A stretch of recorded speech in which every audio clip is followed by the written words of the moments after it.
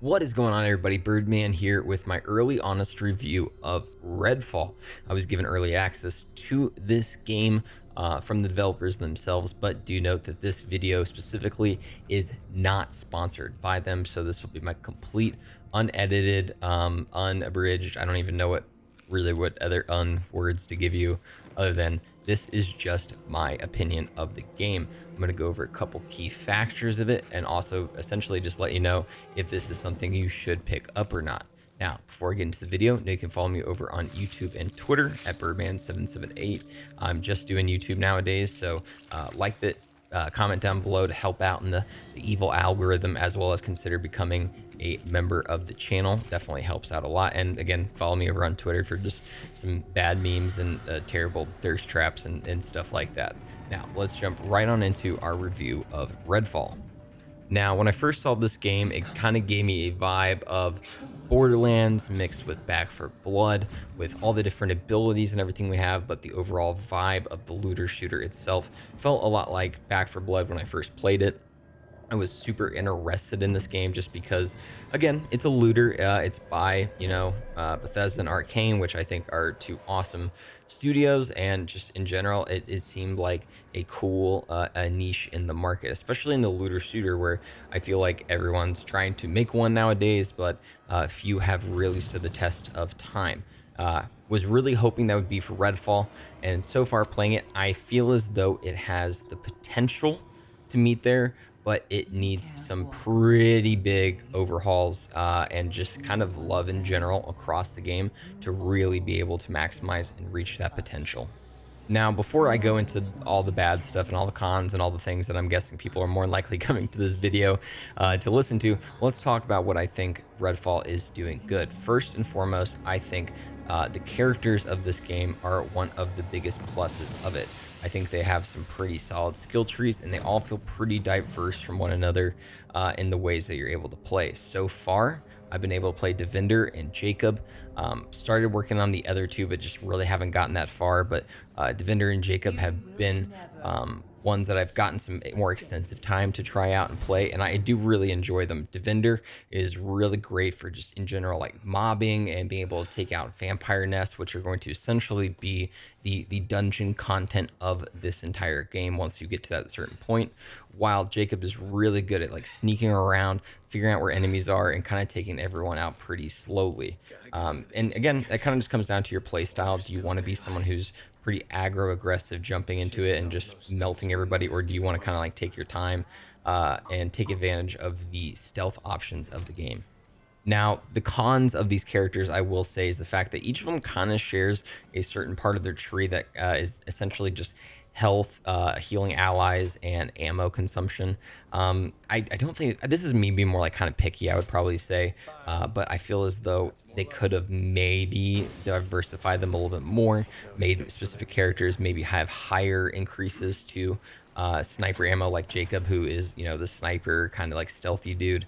Have him have maybe some more of that available to him and maybe more damage in there, while Devinder is very like assault shotgun heavy.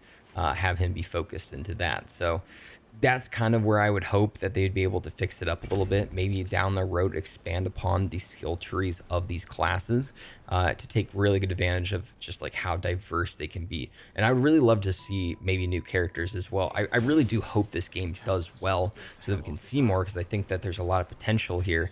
It's just, unfortunately, there is some stumbles at the beginning. Now, when it comes to the enemies of this game, clearly it's going to be the vampires that we have seen pretty much throughout the entire gameplay so far, but also it's going to be the different militiamen, the different cultists that are worshiping these vampires. But this is one of the biggest stumbles of the game as well, because I just think that the, UI or how these characters operate is absolutely bugged into oblivion.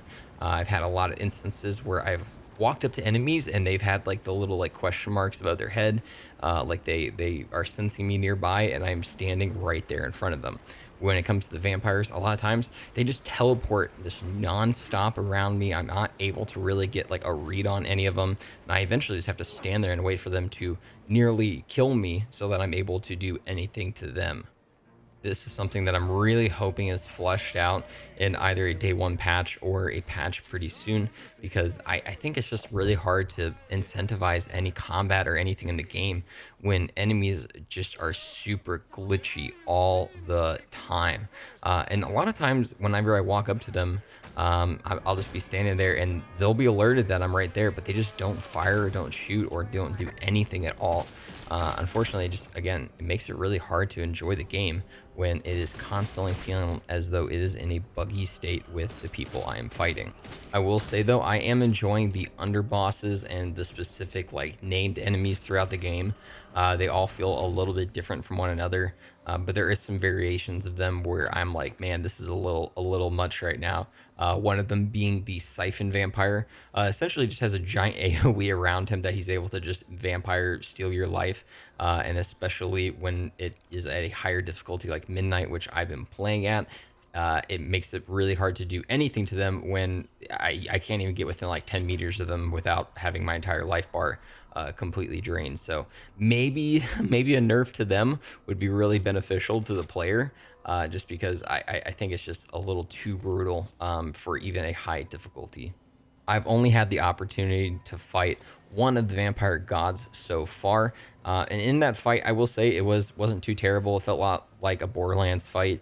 Had some immune phases, had some things I could do to kind of help myself out, but at the same time, it just kind of felt like a basic bullet sponge. I think I really only went through about like 10 magazines of AR ammo against this giant boss before it went down. And again, this is on Midnight, which is essentially the highest difficulty you get without beating the game.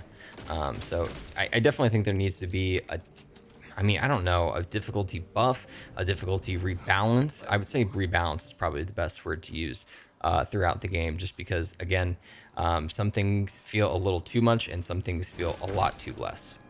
Now, when it comes to the gear of the game, everything you're going to be using, the weapons, all that stuff, I've been enjoying it so far, but unfortunately, the absolute lack in variety is where it really comes down to. At the beginning of the video, mentioned Back for Blood being something that this game just kind of reminded me of, and it unfortunately falls in the same area when it comes to the weaponry like it did back then, purely off the fact that you have variations of each gun, but as it goes higher in rarity, it doesn't really change all that much until it hits the unrivaled, which is essentially the legendary rarity of the game. That the weapons start to change up a little bit. It'll have different fun abilities and stuff, which I've really enjoyed, but I want to be able to use the regular weapons throughout the game and them feel different and unique.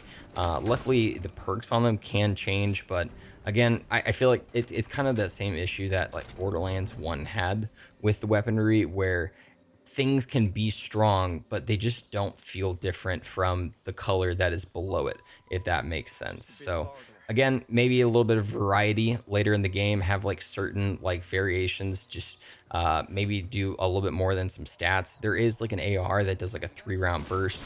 It's absolutely trash. Do not use it. Just use a regular Firebird, which is like the typical AR of the game, and just take advantage of any legendaries you see throughout. I want to talk about the vendors real quick of this game. Every time you go into a big area of Redfall, and you're going to be able to change where you're at in the game, the map will get bigger. But every time you go into one, you'll have a vendor for weapons. You'll have a vendor for lost items, which is typically just maybe an extra weapon, but mainly just like the lot picking and then the hacking devices. And then you'll have a health booth as well that will give you a vampire remnant. Essentially, it's essentially just like a boost to your healing, and then the actual health packs themselves. I do enjoy the simplicity of these vendors and how they aren't too complicated from one another, but at the same time, the simplicity can go a little too much, and there could just be a lack of variety. And I think a lot of that comes with like the weapon one, especially just purely off the fact that you're able to re-roll if you want your weapons that are selected in that menu, but unfortunately it costs like 2,500 coins, which in this game, to me, I feel like is an aggressive amount, purely off the fact that resources are really hard to get. Like, you're able to grab things throughout the map, and it turns instantly into coin for you, which is something I like, but I think the coin is really low for what it should be. Unfortunately, it's just not enough, and I think it needs to be kind of like rebalanced up a little bit. Give players a bigger option to cycle through the shops and see all the fun things that they could possibly get, and instead don't punish us and make us have to, essentially resource hoard just to get a reroll to find maybe a shotgun that we want. The pacing of the game feels pretty solid all around. I spent about 12 hours so far on my first character, Devender Dev, and was able to fight one of the vampire gods so far. And there's a few of them, so I still haven't even gotten completely all the way through this. Again, this is a review in progress, so I'll definitely have some maybe stronger opinions down the line, but at least getting through the first part of the main quest, this is essentially what I've been able to grow my opinion on. Real fast while this is about to pop up on the screen. The skill trees are a lot of fun, but I do have an issue with the fact that the far right, everyone kind of shares, again, those same sections where everyone's pretty much the exact same. But I will say the 3 main ones plus the 4 extra on top are really interesting. I think they will provide a lot of cool build diversity, but I think the build diversity is going to be much more limited than even I had hoped for when the game first started out. Again, I think future updates, I think at least maybe like one DLC could help out a lot of the, gameplay issues and stuff like that. But unfortunately, I think there's some other giant glaring issues, especially with the how the characters move, how the combat is, that they really need to focus on first. As you can tell, this has been kind of a review in progress. I'm mainly only showing here the first mission of the game because I really just don't want to give away a whole lot, and I don't really want to give a whole lot more out in this review. But what I will say is I think this game has an excessive amount of potential in it. It has a lot of cool things that they have added in from other genres of games. They've seen mistakes that others have made, and they're building upon it, which I think is a really cool and good idea. But unfortunately, a lot of the technical, mechanical things of the game are really holding it back. I would say almost immediately their first priority needs to be addressing a lot of the technical issues of the game, how the enemies are interacting with one another, how the enemies are interacting with you specifically, and a lot of the visual gunk that tends to pop up every once in a while. I think it definitely needs to be fixed, and they definitely need to address the frame rate, FPS. I know console is going to have an awful time with this because I was having a bit of an awful time with it on PC. So again, those technical issues have to be fleshed out and addressed sooner rather than later.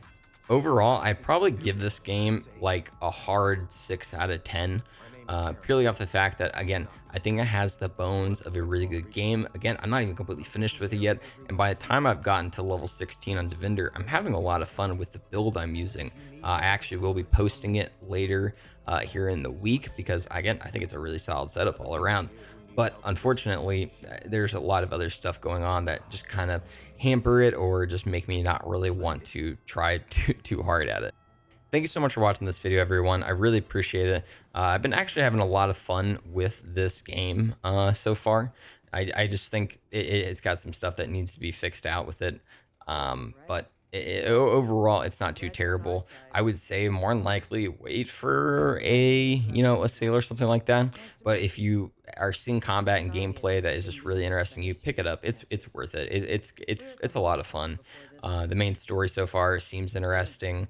It's got a lot of cool twists and turns. It freaks me out. Like, honestly, I'm kind of scared half the time when I'm playing this game because there's cool sounds and stuff going on when I'm going throughout homes and everything. So it does actually have a pretty good horror aspect to it. So that is definitely one of the bigger pluses of the game. And I don't even like horror games. And this is like, getting my heart pumping and getting me like, okay, I need to check corners and doing all that stuff. So it definitely nails that down. But definitely be on the lookout. Let me know if you've played it down below and your experience with it. Let me know some builds that you're interested in with the different characters. I am going to be still covering content for this game, so I think there's a lot of cool things that will be coming about here soon. Make sure you follow me over on YouTube and Twitter at Byrdman778. Again, we're really just doing the YouTube stuff nowadays, so the best way you can support me is liking, commenting down below, even if it's just silly jargon. It helps out with the algorithm somehow. I don't know, I think so. And then also becoming a member of the channel. Consider also doing a super thanks if you really think this was a solid video. But regardless, thank you so much. I hope you guys have a great night, day, or whatever it may be.